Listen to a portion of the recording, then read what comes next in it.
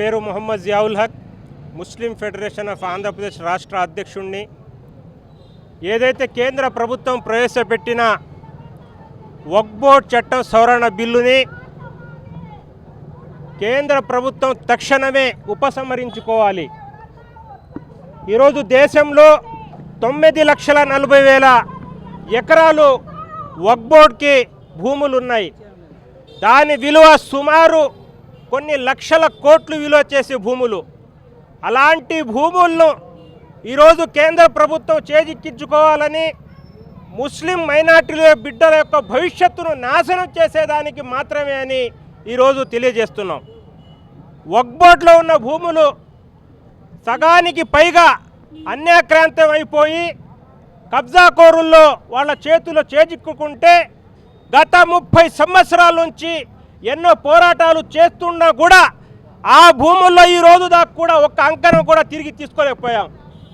మరి ఈరోజు వక్ఫ్ బోర్డులో ఉన్న అధికారాలు, అపరిమిత అధికారాలు, దాన్ని పరిమితం చేయాలని ఈరోజు కేంద్ర ప్రభుత్వం చెప్తుంది. అపరిమిత అధికారాలు ఉంటే నిజంగా అన్ని వక్ఫ్ బోర్డు యొక్క భూములు ఈరోజు ముస్లింలకి, వాళ్ళ యొక్క అవసరాలకి, వాళ్ళ బిడ్డల భవిష్యత్తు కోసం ఉపయోగపడేవి. ఈరోజు ముస్లింల బిడ్డల కోసం ఏ ఒక్క భూమి కూడా ఉపయోగంలో లేదు. ఈరోజు దేశంలో అన్ని రాష్ట్రాల్లో వక్ఫ్ బోర్డులు ఉన్నా కూడా ఆ యొక్క రాష్ట్ర ప్రభుత్వాలు ఆ యొక్క వక్ఫ్ బోర్డు మీద ఆధిపత్యం చూపిస్తున్నారు. కానీ ఏ ఒక్క అంకణం కూడా ముస్లింలకు అందేటట్టు ఎలాంటి అధికారాలు ఈరోజు వక్ఫ్ బోర్డుకి లేదు. కావున ఈరోజు కేంద్ర ప్రభుత్వంకు మనం చెప్తున్నా ఒకటే, మీరు చేయాల్సిన పని ఏంటంటే ఉన్న యొక్క అధికారాలు ఇంకా పెంచి, ఏదైతే సుమారు 10 సంవత్సరాల నుంచి ఈ రాష్ట్రంలో వక్ఫ్ ట్రిబ్యునల్ లేదు. వక్ఫ్ ట్రిబ్యునల్ లేకపోతే మనం ఎట్టా మన భూములు సాధించుకుంటాం. మరి ఈరోజు కేంద్ర ప్రభుత్వం చెప్తుంది వక్ఫ్ ట్రిబ్యునల్కి అధికారాలు ఇచ్చున్నాం. వక్ఫ్ ట్రిబ్యునల్ ఏదైతే డిసైడ్ చేస్తుందో సుప్రీంకోర్టులో కూడా మనం ఛాలెంజ్ చేయలేమని ఈరోజు కేంద్ర ప్రభుత్వం చెప్తుంది. అయ్యా, 10 సంవత్సరాల నుంచి వక్ఫ్ ట్రిబ్యునల్ లేక మన భూముల్లో యొక్క మనం తిరిగి సాధించుకోలేక ఎన్నో అవస్థలు పడుతున్నాం. మన నెల్లూరులో సుమారు 1000 కోట్ల యొక్క ఆస్తులు ఉంటే ఈ రోజు దాకా కూడా ఒక అంకణం మనం చేజిక్కలేము.